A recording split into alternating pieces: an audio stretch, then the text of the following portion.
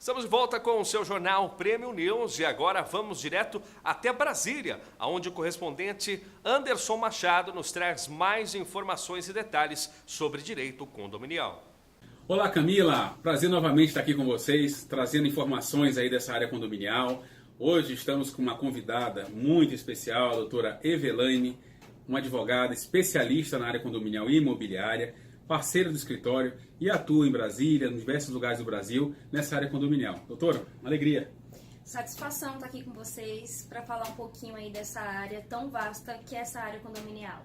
Doutora, hoje nós vamos trazer para os telespectadores aqui da Rede Prêmio News um tema muito importante, que é o dia a dia do condomínio, né? A gente fala sempre que todos os temas são importantes. Sim. E esse de hoje também não vai deixar de ser importante, que é justamente as questões contratuais, a importância do contrato, né? É claro que os contratos, eles vão ser sempre muito bem avaliados aí quando tem uma equipe jurídica, mas é importante a gente trazer aqui à baila as situações que realmente envolvem.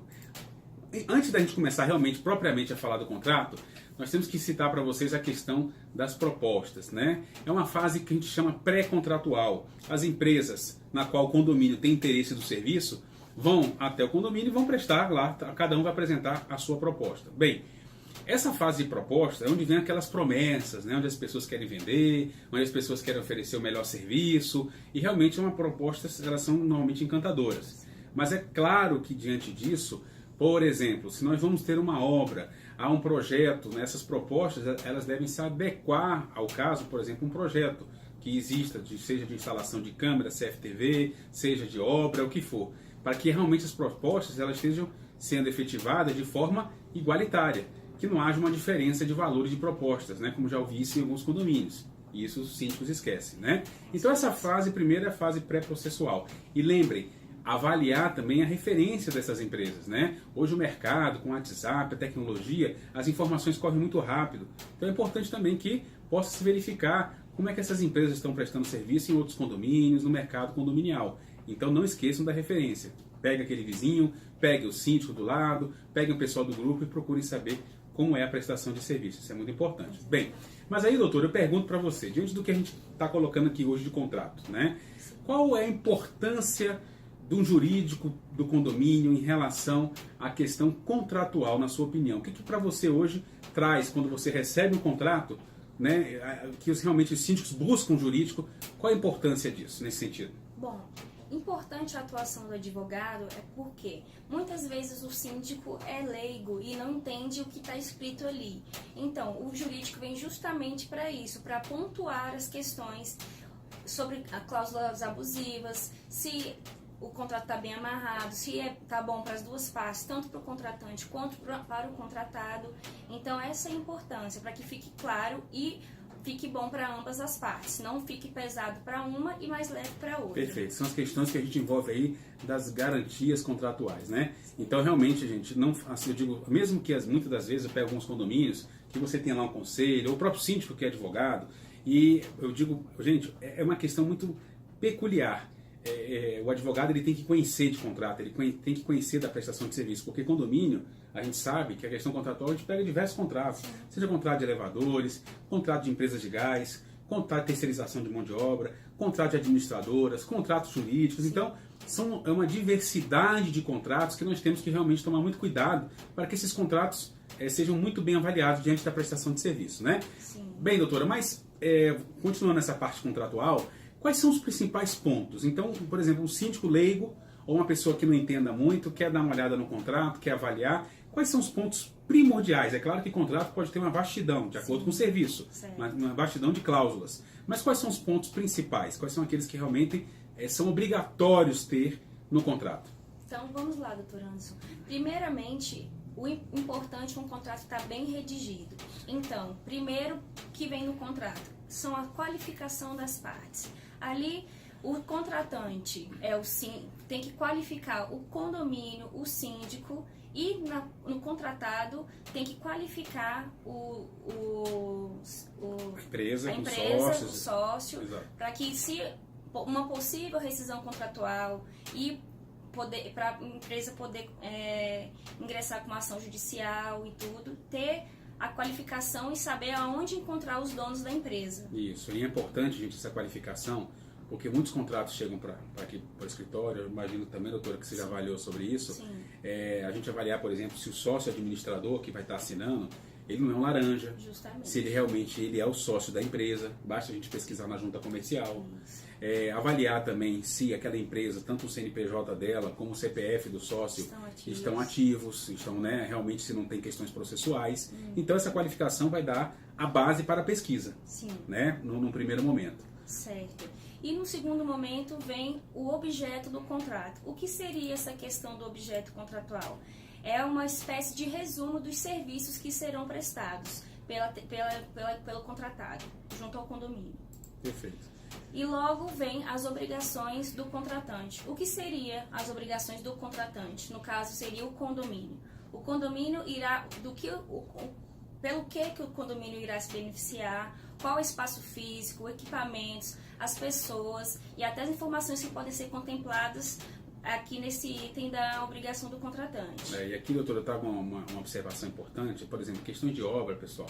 Existem as convenções coletivas de trabalho, que quando vai haver uma obra no condomínio, existem algumas questões que o condomínio tem que oferecer para que as pessoas que estão ali trabalhando na obra tenham, por exemplo, espaço para alimentação, questões de banheiro, né, claro, com higiene, com saúde, questões viáveis e importantes para o trabalhador, né? Isso tem que constar. Com certeza. Inclusive, se não trouxerem essas premissas junto aos funcionários, cabe ações trabalhistas junto a essa prestadora de serviço e o condomínio acaba sendo subsidiariamente também incluído nas demandas judiciais se não forem prestados esse tipo de equipamento de proteção individual, a área de alimentação. Perfeito.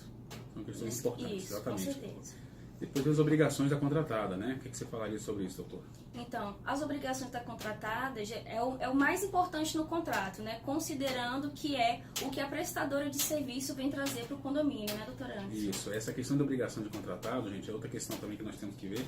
Ela tem que ser muito bem detalhada, tirando a responsabilidade tributária, trabalhista, verificando questões das obrigações, se realmente tem que ter um RT, um engenheiro estiver prestando serviço, se tiver questões que envolvam seguranças, identificação de funcionário. Então essas obrigações realmente têm que ser muito bem pautadas. E é onde eu vejo grande parte do maior erro no contrato, são que as obrigações da contratada, a empresa que vai prestar serviço, são muito pequenas, muito resumidas. E aí realmente não traz essa efetividade na questão da prestação de serviço. Com certeza. Né? E posteriormente nós temos agora o prazos de execução. Justamente, porque são muitos serviços que serão prestados junto ao condomínio quando numa obra, por exemplo. Então é bom que essa execução seja sempre contínua, né? As etapas sejam feitas corretamente, conforme o cronograma de obras, com prazo apresentado e que, inclusive, os pagamentos sejam feitos juntamente com esse cronograma, né, doutor Anderson? Perfeito. A obra é interessante. A questão de prazo, como você colocou, por exemplo, doutora, a gente tem aquela prazo. Eu digo que se uma obra, as pessoas já fizeram obra em casa. Sim. E sabem que a obra sempre foge ao escopo, tanto do preço como do período, né? Com certeza. Então é importante que o condomínio se garanta com relação a essa questão do período e a forma de pagamento. Sim. No caso de uma obra especificamente, que seja pelo menos o dobro. Então, se uma obra vai durar 6 meses, é importante que o pagamento seja feito em 12 meses. Sim. Até porque a gente sabe que toda obra atrasa, né? Às vezes a gente vai fazer uma reforma de banheiro, ou vai fazer uma pintura. Imagina um condomínio, dependendo de uma obra. Sim. Né? A Acho gente sabe que que vai ser passa uma coisa bastante. breve.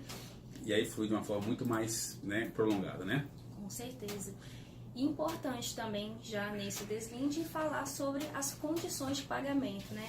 Como serão feitos esses pagamentos? Serão através de boletos, através de dinheiro, através de cheques? Então, que seja aí pautado considerando um período para a obra, que esses pagamentos perdurem um pouquinho além do que foi contratado, para que o condomínio não se saia prejudicado, pagando por um serviço que não foi prestado, né, doutor Anderson? Ou então que o contratado também não receba de acordo com o serviço prestado. Isso. E essas condições de pagamento a gente pode incluir, além, claro, da questão de com a forma como você bem colocou, doutora, as questões também dos prazos em relação ao pagamento, né? Como é que vai ser feito, a gente já falou isso anteriormente, mas também observar algumas questões que podem vincular ao pagamento. Como, por exemplo, As terceirizadas, você tem no condomínio as empresas terceirizadas e as empresas administradoras de condomínio. As terceirizadas prestam serviço de mão de obra para o condomínio. Certo. Como tal, eu sempre coloco no contrato, quando eu faço o trabalho, redijo e verifico os contratos das administradoras, que elas verifiquem, por exemplo, se todos os pagamentos em relação aos funcionários que estão lá prestando serviço terceirizado, estão sendo feitos pagamentos, recolhimentos, as retenções, mês a mês. Para que depois que a administradora faça essa verificação, aí sim, condicionado a isso, se faça o pagamento lá do boleto em relação à empresa terceirizada. Sim. Então nós podemos ligar essas condições ao prazo e à forma como vai ser pago após essa verificação. Com certeza. Isso é extremamente possível, né? Com certeza. E uma outra questão importante, que a gente sempre trata e que é o grande problema que os condomínios e os síndicos, de uma maneira geral, enfrentam, é a rescisão, né? Sim. Essa é uma questão muito complicada. O que você falaria, doutora, sobre as rescisões de contrato? Qual é a importância em relação a isso?